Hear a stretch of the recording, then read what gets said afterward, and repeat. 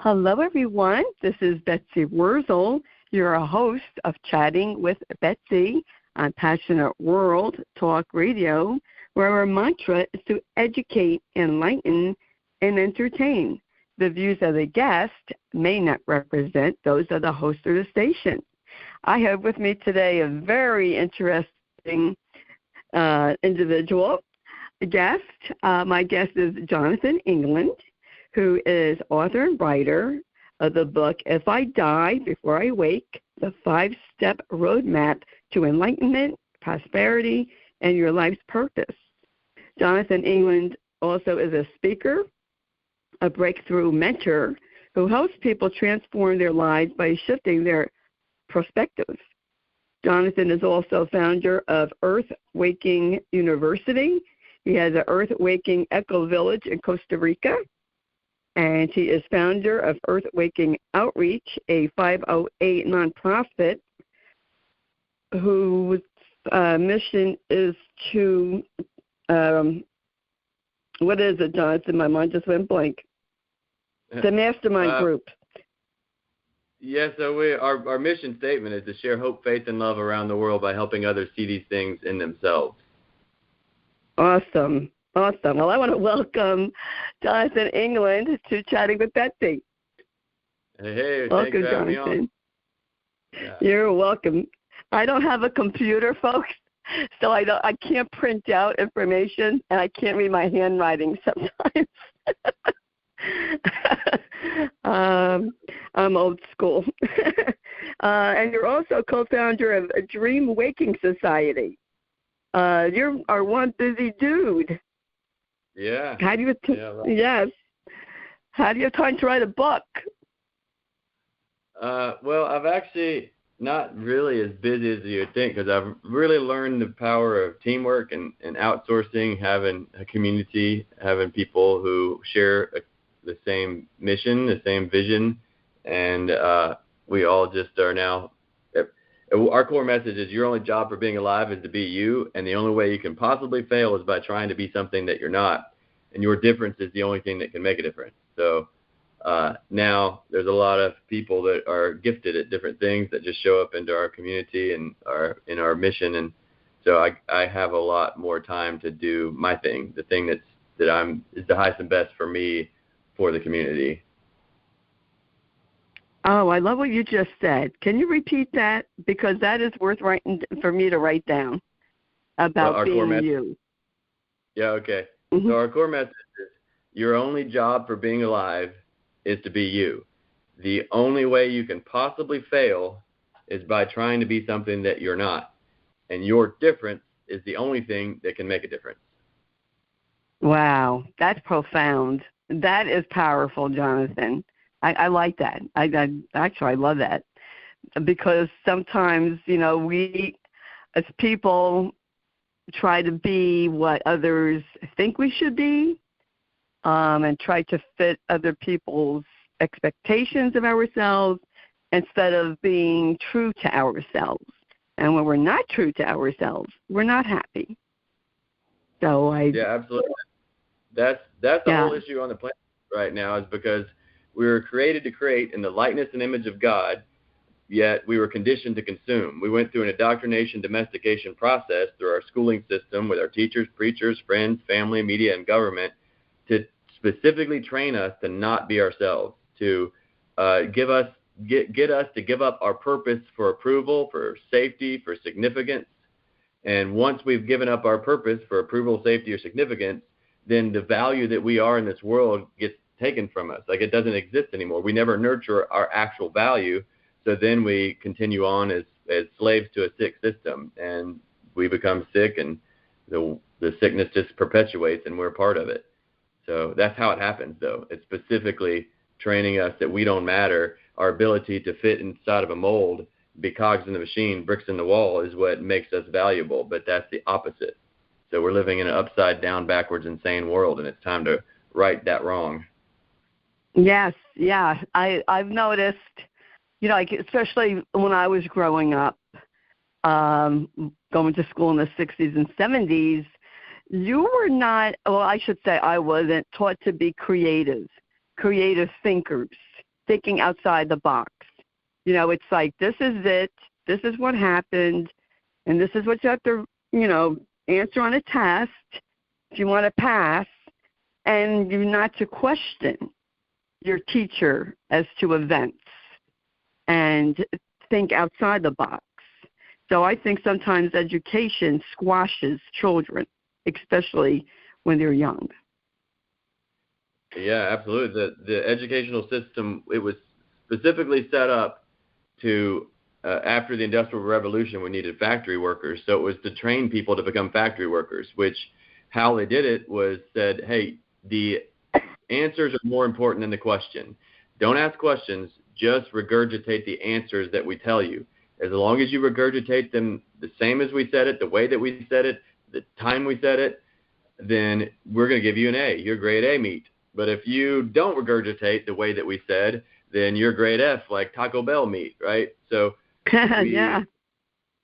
But as a creator, the questions are the answer. That's how we create, is with questions. We start to ask questions, and there's like an infinite amount of answers to any one question, and so people get trapped inside of answers because that's how we get turned into these slaves. But we were also conditioned, part of the indoctrination process in the educational system.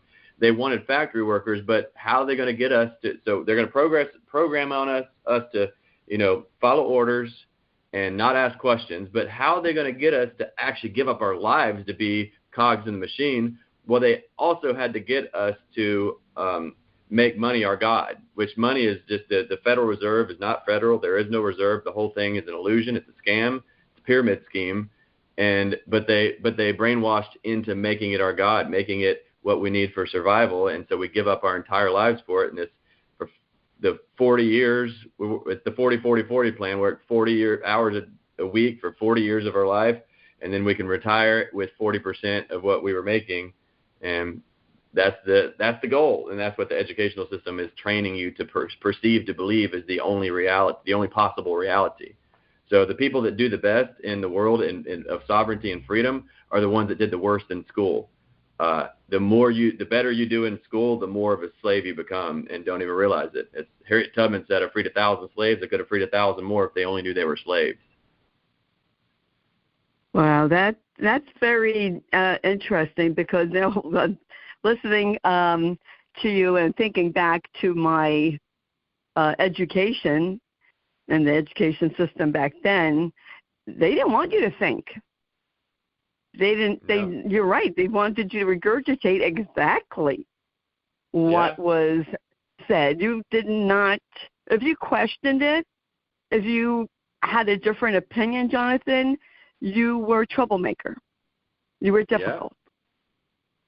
Yeah, and they don't teach you like anything of value. Like we go to school wasting our childhood learning about things that nobody cares about, like we're never even going to use. And as Einstein says, if you judge a turtle on his ability to fly, he's always a failure. So it's just a bunch of nonsense. We're just learning a bunch of nonsense, but it's just to keep us distracted from what they're really doing, is indoctrinating you to just be a loyal, obedient servant. And Earthwaking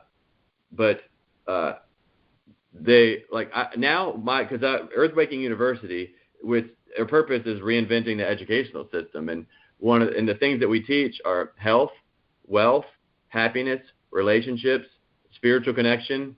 These are the things that really matter to people, yet the things you learn absolutely nothing about in school. Like I didn't learn anything about health. I didn't learn anything about wealth. I didn't learn anything about happiness. I didn't learn anything about relationships. I didn't learn anything about spiritual connection, but those are the only things that really matter. So why'd they do that? Well, because it wasn't ever about us. It was about us being servants to build their kingdom. Yes, I think if we were taught from, as a youngster about these topics, I think it would be a much better world, especially, if you don't have your health. My grandmother used to say, Betsy, if you don't have your health, then all the money in the world isn't going to be any good to you. Wealth, that's important. Relationships with people, that is suffering today, Jonathan. You know that. People don't communicate face-to-face like in the old days, like when I was growing up. It's email, it's texting. I think especially young people are losing the communication skills to talk to someone face-to-face, to have a conversation face-to-face. Absolutely. Yeah, because as long as the people are disconnected from each other and miserable, then they're going to be perpetual consumers. They just keep consuming more garbage to fill the void. Because again, we're created to create, but we've been conditioned to consume. So we're supernovas that have been turned into black holes. And because this economy that we've created is a debt-based economy that literally thrives on consumerism. If we don't go deeper into debt, the thing collapses. It literally collapses if we don't go deeper into debt. That's a physical manifestation of the metaphysical cause, which is us perceiving ourselves as worthless. And no matter what I do, it's never enough. And so we believe that about ourselves, and so that's what we manifest. And the monetary system, the school system, it's all a perfect representation of what's going on the inside of each and every one of us. So it's time for us to take responsibility for our reality from the inside out. Yes, and I think, Jonathan, in my own opinion, and from what I hear when I listen to motivational speakers, and I know I experience this myself, we do things to mask or run away from our feelings, from our pain. Some people it's drinking, drugs. Some people it's buying things to soothe ourselves. And a lot of times we don't want to face our pain. We don't want to realize and sift through our garbage, as I call it. And we need to, so we can overcome our addictions, whatever they might be. It's like it's a vicious circle. You're feeling low one day, so you buy something to help you feel better. And that makes you feel better until you get your bill. Or Yeah. People might, eat or, drink drugs, whatever it is to numb. I know that I went a little bit crazy after my husband died. It was in wintertime, too, and I wanted to feel like, cocooned, and COVID had happened. And I was buying things I didn't need. But I wanted that. I had to face my grieving. That's what it was, Jonathan. I had to face that, you know what? That's not here. No amount of pajamas, whatever I'm buying, is going to bring it back. I'm not going to get that again. And I had to face, my reality. And then once I did that, I stopped. I realized what was going on. But I think that's really important for people to realize that. I'm going to ask you what I ask all the authors that come on, is what motivated you to write your book? And I love the title of your book, by the way. Yeah, it's actually perfect. That question is perfect for you. Just set me up for the question and everything that you were sharing just a moment. Because I always say you face it within or without, by chance or by choice. Either way, you're going to face it. Mm-hmm. You're going to face your fears, your judgments, your limiting beliefs, your lies. So, and you've got to feel it to heal it. I say life is an 18-inch journey from the head to the heart, but it's from the mind through the emotions to the heart. And so most people are running away from their emotions. They're running away from how they feel and getting stuck in their head. But so when I was younger, when I was 12, I had an older brother, and he died when I was 12 and he was 16. And before he died, my mom told me to go into his room and tell him it's okay to die, because he had muscular dystrophy. So we knew he was going to die, but she said he's suffering because he's holding on for us. So just tell him it's okay to die. And so I went in there and I told him it's okay to die. Now, I had to completely disconnect from my feelings in order to say that. And that, sent me into oblivion, just the darkness. From there, for my next, 20 years of my life almost, I just spiraled. And I became a broke, ignorant, blackout, drunk, atheist beach bum. And got to the point where on January 1st of one year, I had got a DUI at 12:15, like 15 minutes after New Year's. I get a DUI. August 24th of that same year, I was blackout drunk driving one time and didn't realize it until I hit a rear end of the car.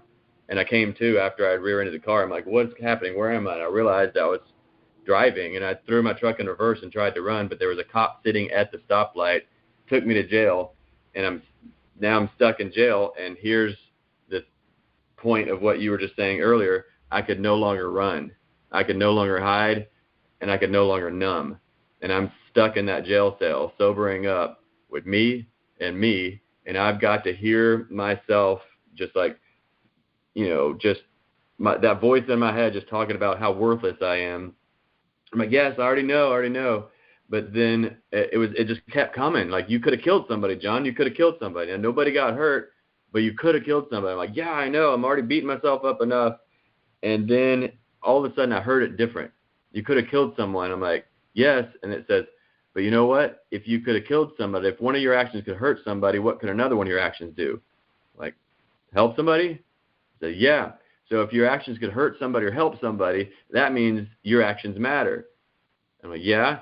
And if your actions matter, that means you matter. I'm like, yeah. And if you matter, then maybe life isn't meaningless. Yeah. And so I decided in that moment that I matter and my decisions matter. And so I decided that from this moment forward, never again where my actions hurt someone, they're going to help people. And that was the beginning of my heading back towards the light. Now I saw a light at the end of the tunnel, which was contribution. I'm like, I just want to give, like, make my life be of service to others. And I committed to that journey. I went all in. And what I just described to you, so my book, there's 3 parts to it. There's the path, the proof, and the process. The path are these 5 levels of consciousness, or 5 states of conscious orientation, 5 ways to perceive reality.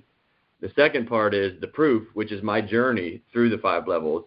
And then the third part is the process, which are the tools that I gleaned from from transcending each level, that I share with you. Hey, there's only one way to learn. It's through failure, but the caveat is it doesn't have to be yours.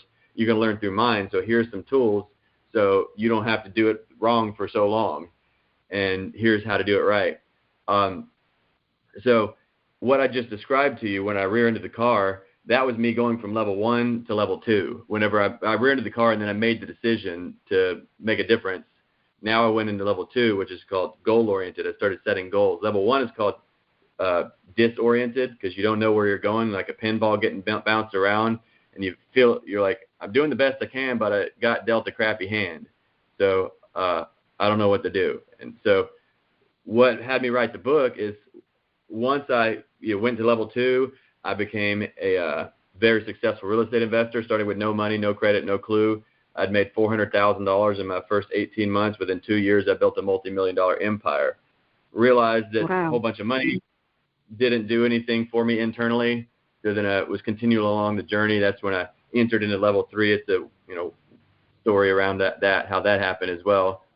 But so the book is my journey through the 5 levels. And once I entered into level 5, which it's called soul oriented, and this is the not my will but thine be done space, I was given direct orders, write this book. And so that's how it happened. The book came through me. I was on a 40-day fast, and the book was written through me in 2 weeks. It was completely done and launched. So that's what it's there for. It's my mess of messages.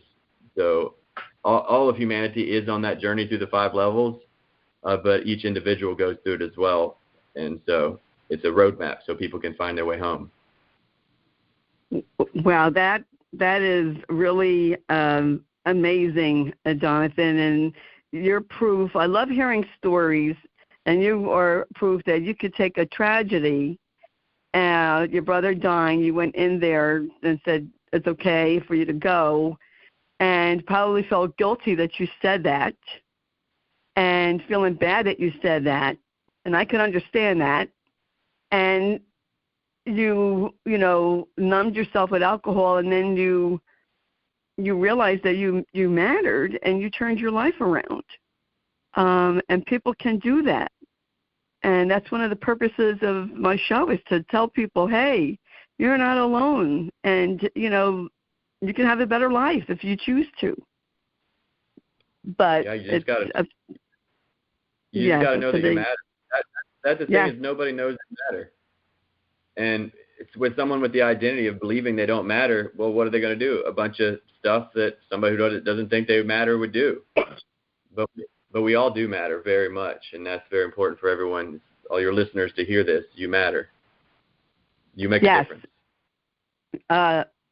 Yes, that's true. I'll tell you, Jonathan, I can really relate, because for so many years I thought that, you know, I didn't matter and that I couldn't make a difference. And it was really because of my husband's journey with Alzheimer's that really changed my life and brought me to what I'm doing today, because I didn't think anybody would listen to me when I was doing videos in a car about Alzheimer's, raising awareness, talking about caregiving. I was shocked when people responded to me. So, you know, we don't know how far our ripples go. We really don't. And what we do does matter, and it can make a difference in someone's life. And we should think of it that way. You know, our actions, whether they're good or not, have effect on people. That is very, very true. You have me really inspired here, Jonathan, and I want to tell people about your wonderful YouTube channel, that they can hear you speak. Because I heard Jonathan, you know, just a little clip, and it was amazing. Yeah, they can if you just go to YouTube and type in Jonathan England, Jonathan, England, like the country, you'll find me on there. Yeah, I got some pretty fun videos on there. I do a church service every Sunday morning I do it on Zoom. It's not your normal church service. It's not it's not anything you've ever experienced before, probably, most likely. I've never seen anything like it before, but I put the recordings up on there on my YouTube channel. So go check it out and enjoy. There's one of my favorite ones. I did it about a month and a half ago. I think it'd be it's a good one for everybody here. But it's called "Your Butt's Too Big," and what it's all about is that everybody says, "Why I could do this, I should do that, I would do this, but," and they got the big but, the big excuse on why they don't live their destiny. Why don't they just step into their goals, their dreams? And so that's what the message about. Your butt's too big, so you need to shrink your butt and grow, step into your destiny. So I like that. You know what, Don? The more I listen to other people, because I like to listen to motivational and inspirational speakers, you know, people think, and I know myself, I include myself in this. Well, I'm afraid to do something because I'm afraid I'm going to fail, and what will people think? And then I have learned, you know what? Who cares what people think? If you don't try, you'll never know. It's not failing, it's learning. We learn from our mistakes, so what we should not do the next time, or what would work better the next time. To me, if we don't try, that is failing.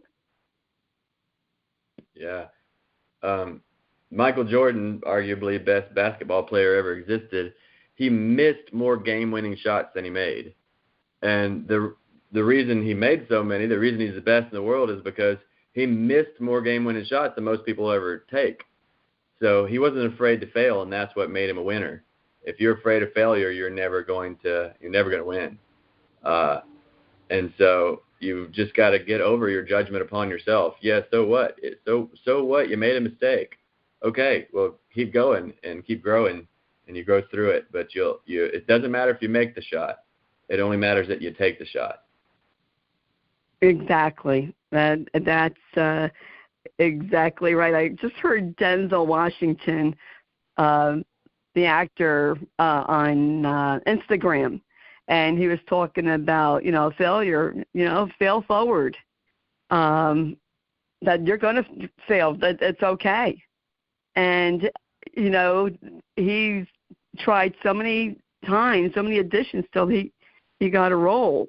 And people, I think, you know, I know myself, should talk about myself, afraid of what people will think. Oh, no, I used to be worried about that when I did a podcast.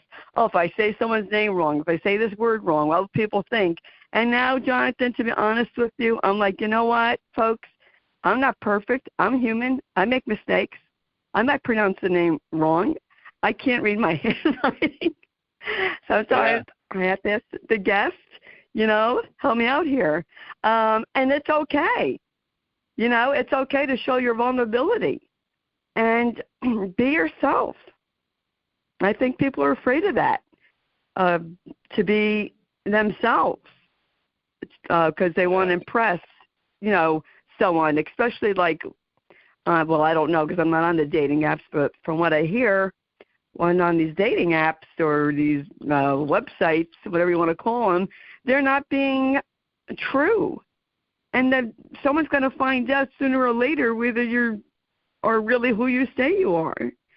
So just be yourself. I've done a lot of shows with that theme this year, actually. And I think it's so true, Jonathan, that people won't reach their happiness until they get the garbage out of their life and be true to who they are, to find themselves before they were squashed down through the education system or parents or whoever, and find out what their purpose is and their passion and go for it. That's it. And again, it goes back to our core message. Your only job for being alive is to be you. But why aren't people themselves? Well, because they gave up their purpose for approval, for significance, for safety, for security. And so they don't even know who they are anymore. And the reason they don't know who they are is because they never knowed. They never said no. They just kept saying yes to, okay, who do you need me to be so that you'll like me? And so we just shape-shifted, became chameleons. But I remember when I was in high school, I loved skateboarding, but me and my friends, we'd go to a skate park.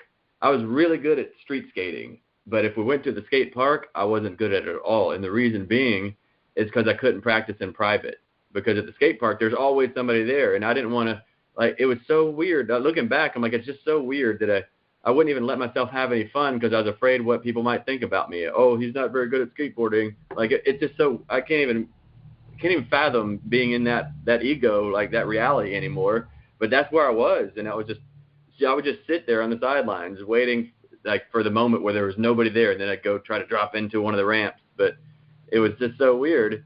But now, like, I don't care what anybody thinks about me.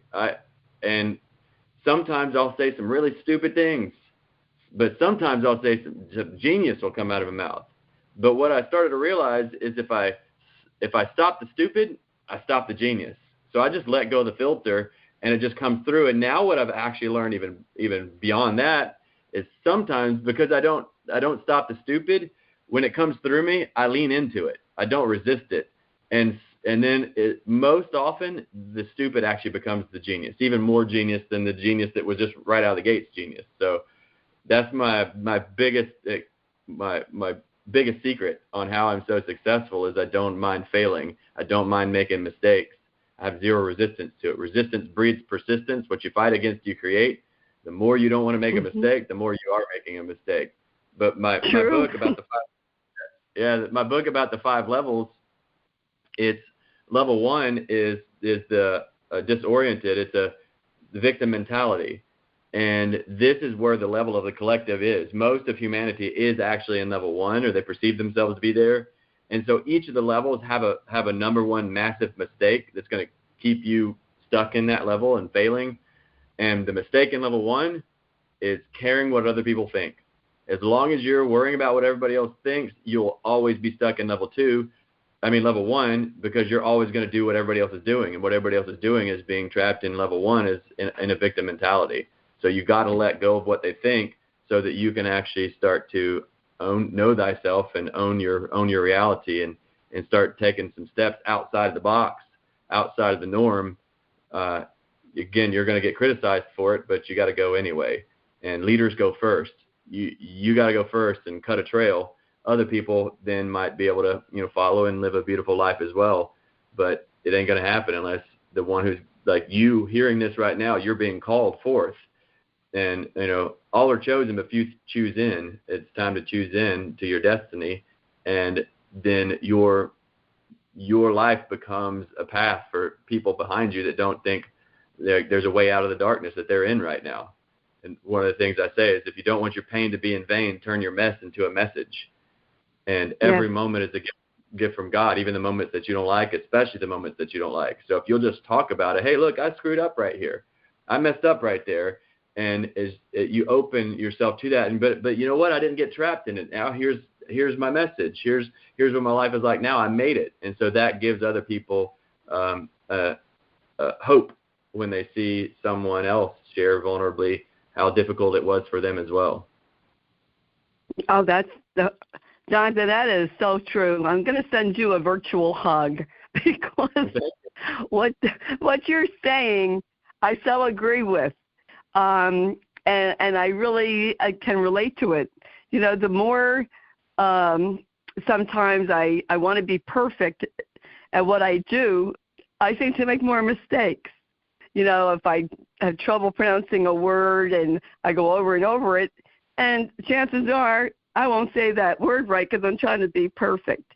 And it's just better to be relaxed and natural. And when I went into my car to raise awareness on Alzheimer's and to talk about caregiving, I had to put away my insecurities. I am the most self-conscious person.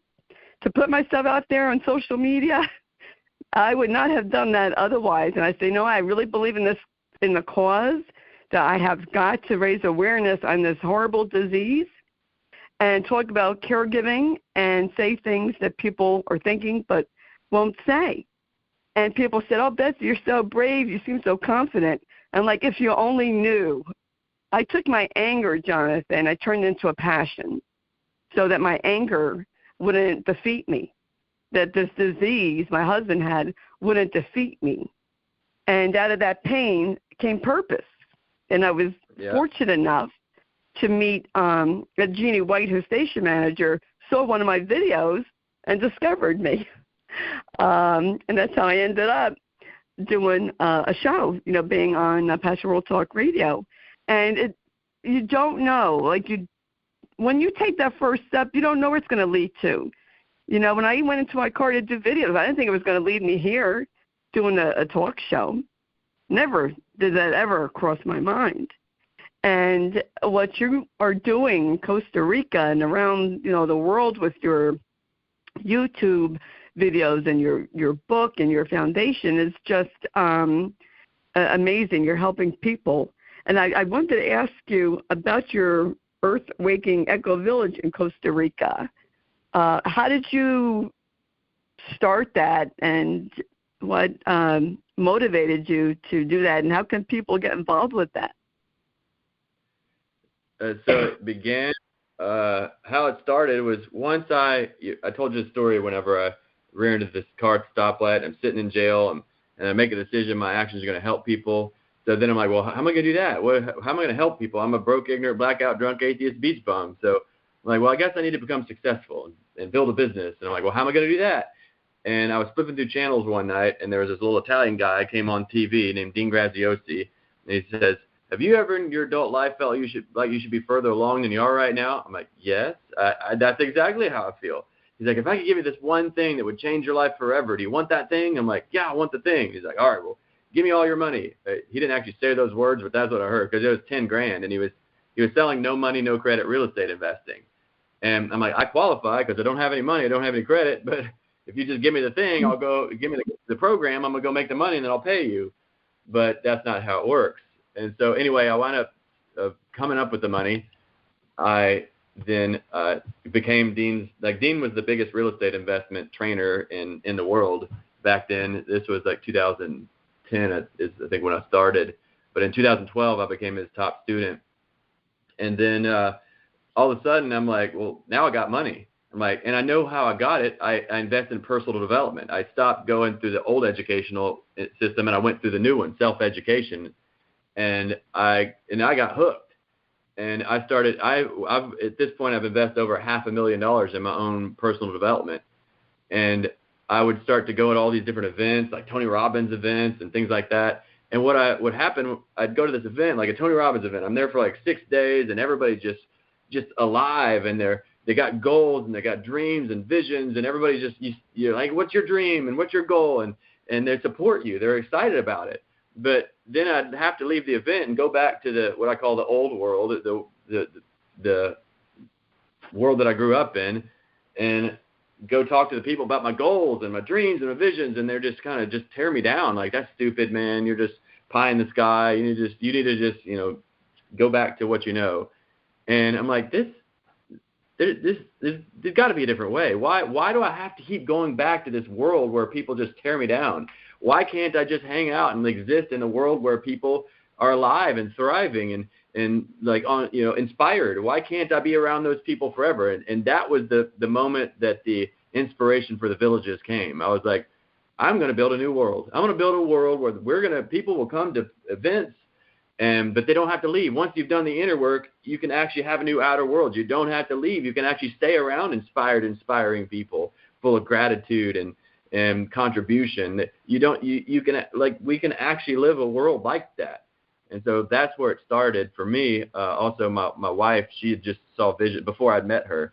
She had saw visions of these villages as well, where she was raising her children in community and in the nature, where they just get to, she saw visions of like bonfires with drum circles and all this, and we are actually living the life that she saw in her visions before her and I even met.